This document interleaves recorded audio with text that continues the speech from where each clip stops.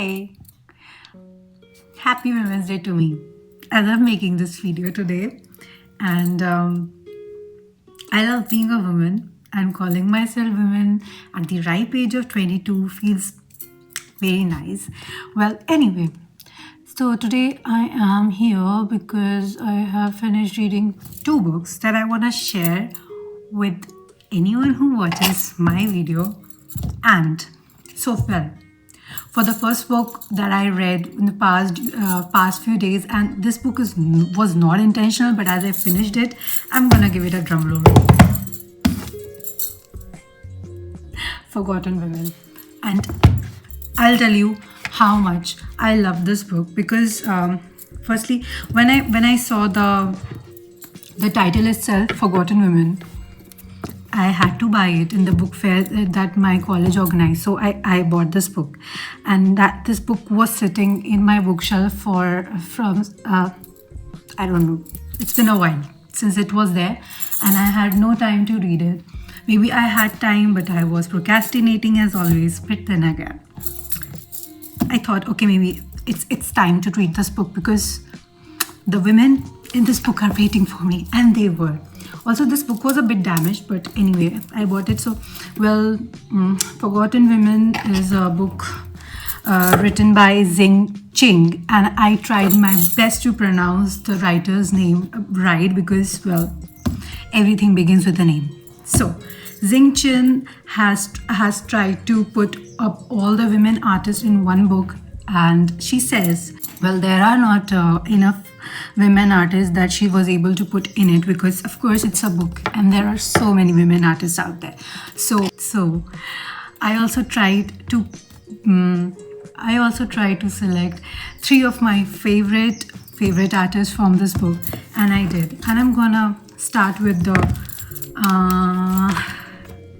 well, you know that until the 19th century, women were barred from going to the art school because they thought it would be, I would say, unethical and inhumanely for the women to go to art school and learn art and do art because it was a male dominant thing, well, as everything else was.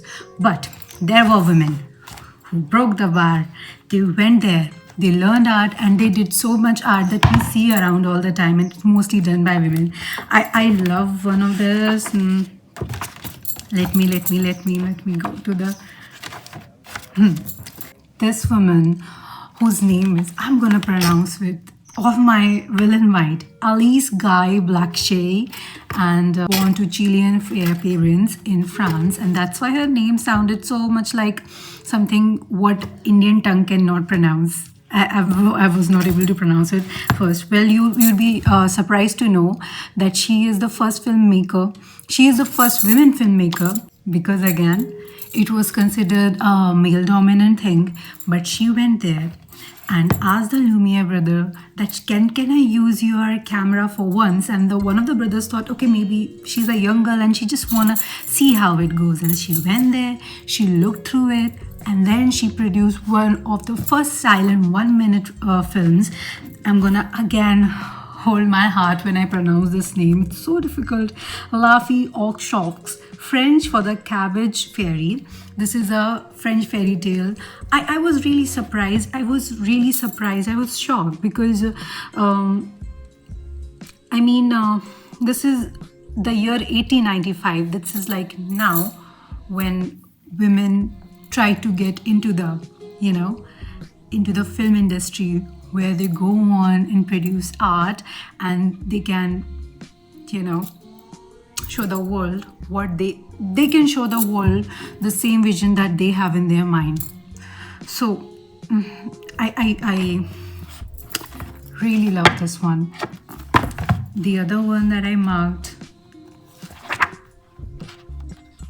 Nasreen Mohammadi, and Nasreen Mohammadi, surprisingly, when she started doing it, and Nasreen was born in Karachi and moved to Bombay with her family 4 years before partition cleaved the Indian subcontinent in two. In London, she enrolled at St. Martin's School of Art and worked at printmaking atelier in Paris. Well, then she came back and she became a teacher in Baroda in an art school, and then she taught art like breathing. And I read this woman and I fell in love with her. I mostly fall in love with every single woman who struggles and get through. But this, well, anyway, I strongly recommend go on, search this book, and buy it, read it, and most importantly, keep it close to you because, well, forgotten women, artists, scientists, writer, every single one aspect. I'm going to go on and buy more of these books and read and come back and tell you how much I loved what I read. Well, anyway, now the second book.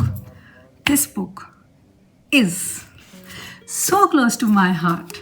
Ismat Chughtai. Ismat Chughtai is that woman that I have stolen the whole personality from.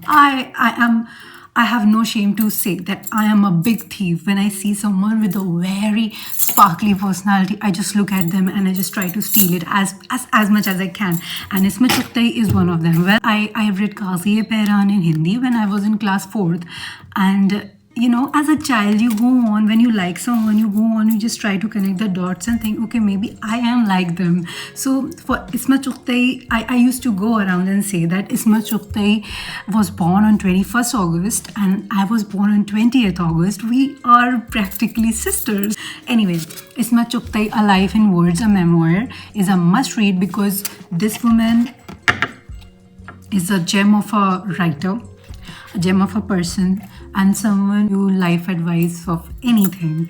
So well, Ismat Chughtai is Urdu's courageous and controversial woman writer. When we hear controversial women, you have to read that because it's gonna give you so much more significance in life as much as the reading gives you spontaneity. As you go on and read it and you realize, okay, maybe I have not done enough. And Ismat Chughtai is someone like that to me. So Ismat Chughtai and Forgotten Women. These two books I have read. Also, I was really skeptical before I went to shoot this video because I thought, and it's Women's Day today and I'm gonna post this video today. What should I wear? What should I wear that reflects the whole spectrum of women? And I thought maybe I should wear a kurta and I should wear the red bangles with it because red bangles to me is freedom. So well, this is liberating. This is a bit liberating. I'd say, if someone would hear me say this thing that wearing red bangles is liberating to you, that is such a bare minimum. That is something so small. Wearing red bangles can be, how can it be liberating to you? Well, it is liberating in every way. So wearing red bangles is liberating for me.